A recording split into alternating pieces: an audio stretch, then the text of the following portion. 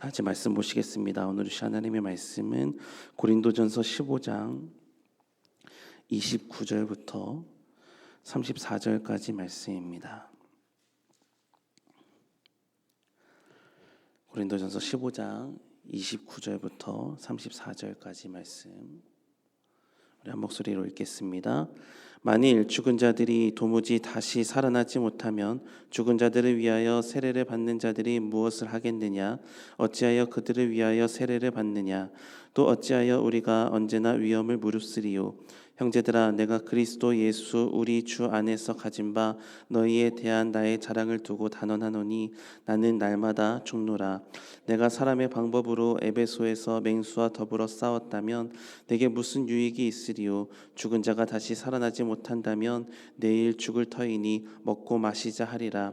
속지 말라. 악한 동무들은 선한 행실을 더럽히나니 깨어 의를 행하고 죄를 짓지 말라. 하나님을 알지 못하는 자가 있기로 내가 너희를 부끄럽게 하기 위하여 말하노라. 아멘. 사람은 사실 오늘만 사는 것 같지만 자신이 바라보는 미래, 자신이 가야 될 마지막을 어떻게 생각하는지에 따라 오늘의 삶을 다르게 살아갑니다. 어떤 사람은 인생의 마지막을 성공으로 생각하기 때문에 오늘을 경쟁하듯 살아가고요.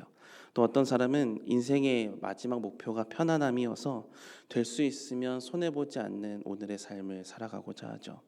또 어떤 사람은 죽음이 모든 것의 끝이라고 생각하기 때문에 지금 당장 누릴 수 있는 것에 더 집중을 하면서 삶을 살아갑니다. 그러니까 결국을 어떻게 보느냐에 따라 과정을 살아가는 게 달라진다라는 건데요. 마지막이 무엇이라고 믿느냐에 따라 오늘 내가 무엇을 붙들지 또 무엇을 포기할지 무엇을 가지고 버티며 견딜 수 있을지를 결정합니다. 그런 관점에서 보면 신앙생활도 우리가 예배하고 기도하고 섬기는 모든 일은 단순히 좋은 습관을 갖기 위한 것만은 아닙니다. 하나님 앞에서 거룩하게 살려고 애쓰는 것도 그냥 막연하게 착하게 살려고 하는 것도 아닙니다. 성도가 이렇게 믿음의 삶을 살려고 하는 이유는 우리가 바라보는 믿음의 결국이 있기 때문인데요. 그 결국은 바로 주님과 함께 부활하는 것입니다. 고린도전서 15장은 부활에 대한 말씀이죠. 이 고린도전서 15장을 쓰면서 사도 바울은 부활이 얼마나 중요한 것인가에 대해서 누누이 말씀하고 있습니다.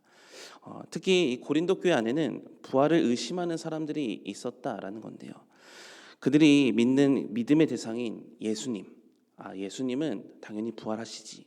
그 예수님에 대한 부활의 신앙은 있었습니다. 그러나 정작 예수를 믿는 사람들의 부활은 쉽게 받아들이지 못했던 건데요. 근데 바울이 볼 때 이것이 굉장히 문제를 일으킬 만한 소지가 있었던 거예요. 예수 그리스도께서 죽으시고 다시 살아나셨다는 것, 그리고 그 예수 그리스도 안에 있는 자들도, 그리고 그 안에 있는 나도 장차 예수님과 함께 부활할 것이다 라는 이 부활 신앙이 없으면 신앙생활하는 전체 이유가 사라질 것을 알았기 때문입니다. 그래서 바울은 부활이 복음의 핵심이다 라는 사실을 강조하면서 고린도전서 15장을 썼습니다. 이제 30절의 말씀을 보면 바울은 자기의 삶에 대해서 이렇게 정의합니다. 또 어찌하여 우리가 언제나 위험을 무릅쓰리요. 바울이 살아갔던 삶을 보면 사실 평탄한 삶은 아니었죠. 매를 맞았고 감옥에 갇히기도 했고요. 생명의 위협을 많이 받았습니다. 사람들에게 오해도 많이 받았고요. 교회 안에서도조차 비난을 받기도 했습니다. 근데 이제 바울은 묻는 거예요. 부활이 없다면 내가 왜 대체 이런 고난을 감당했겠느냐라는 겁니다. 죽음이 인생의 끝이라면 굳이 이렇게 할 이유가 없는 것이죠. 예수 그리스도 안에서 다시 살아날 소망이 없다면 복음을 위해 위험을 감당하는 일은 결코 설명되지 않는 것이다 라고 말하는 겁니다. 차라리 조금 더 편하게 살고 조금 더 안전한 길을 선택하고 미움을 받지 않는 일을 스스로 선택하는 것이 훨씬 더 지혜로운 일일 수 있는데 그렇게 삶을 살지 않는 이유는 위험이 있으면서도 그렇게 살아갔던 이유는 복음이 있기 때문에, 그리고 그 복음의 핵심은 무엇인가? 부활. 나는 예수님과 함께 죽고 장차 예수님과 함께 살아날 것을 믿었기 때문에 기꺼이 오늘의 고난을 견뎠다라고 말씀하고 있는 겁니다. 그러니 죽음이 끝이 아니라면 지금 감당하는 수고도 끝이 아니라는 것이죠. 하나님께서 다시 살리실 생명에 대한 믿음이 있다면 복음을 위해 드려지는 삶은 결코 헛되지 않는다라는 것을 말하고 있는 겁니다. 그래서 31절에서 이렇게 다시 고백합니다.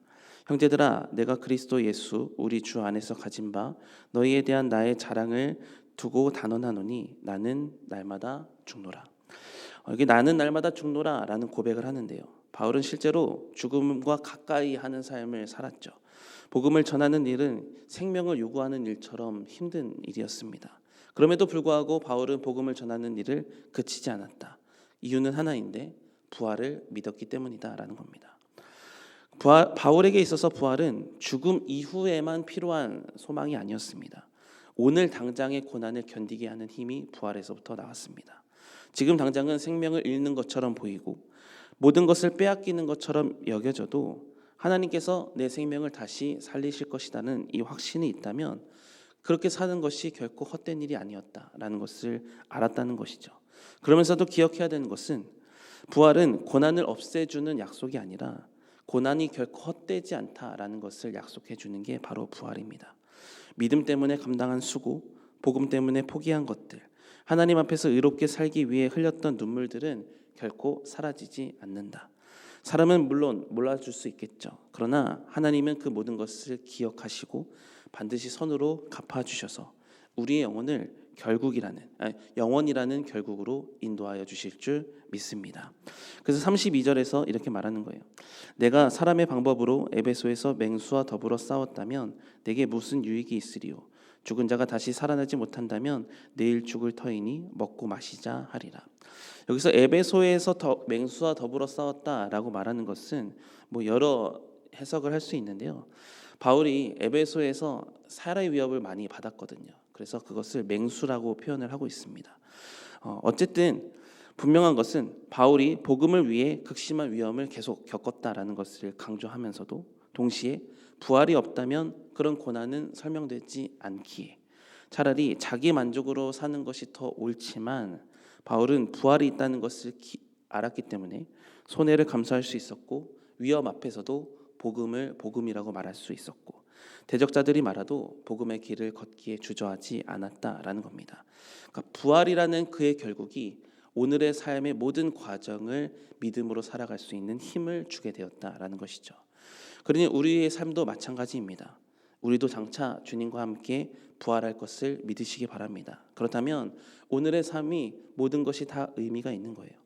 복음으로 살면서 감수해야 되는 모든 손해들, 복음으로 살면서 인내해야 되는 모든 순간들, 그것이 다 흩어지고 사라지는 것들이 아니라 하나님은 반드시 그런 모든 것들을 다 책임져 주시고 우리를 복음으로 믿음의 결국에 이르게 하실 줄 믿습니다. 주님과 함께 부활할 것을 믿으시기 바랍니다. 그 믿음이 있다면 오늘을 살아갈 힘을 얻을 수 있게 된다라는 겁니다. 사랑하는 여러분, 우리가 당장 바라봐야 될 것은 눈앞에 있는 오늘의 삶뿐만이 아닙니다. 과정만 보면 사실 지칠 수 있죠. 그러나 부활이라는 결국을 바라보면 오늘을 살아갈 힘을 얻을 수 있게 됩니다. 주님께서 다시 살아나셨고 우리도 반드시 주님 안에서 다시 살아나게 될 줄 믿습니다. 하나님께서 우리의 수고를 결코 헛되게 하지 않으시고 믿음으로 감당한 삶을 반드시 영생이라는 것으로 거둬주실 줄 믿습니다. 그러니 오늘 하루도 부활 소망을 붙들고 믿음의 삶을 살아보시기 바랍니다. 복음을 말하면서 복음을 붙들면서 사는 삶 결코 쉽지 않은 삶일 겁니다. 복음과 대적하는 사람들 앞에서 복음을 말해야 되고요. 또 보이지 않는 자리에서도 믿음을 잃지 않고 살아가야 되고요. 세상에서 다른 길을 제시할 때에도 나는 하나님 앞에서 믿음의 길을 살겠노라 결단하면서 살아가야 됩니다. 물론 그런 수고가 있겠죠. 그러나 부활을 믿는다면 그 수고는 결코 헛되지 않을 것입니다.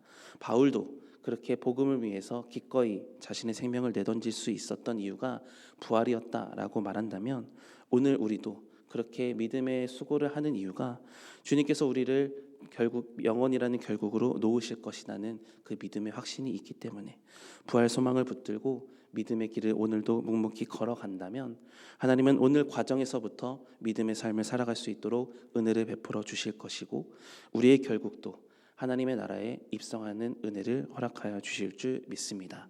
이 부활 신앙을 붙들고 오늘을 믿음으로 살아가 하나님의 원하심대로 사라지고 또 하나님의 품에 안겨 영생의 면류관을 얻는 여러분의 삶이 다 되시기를 주님의 이름으로 축복합니다.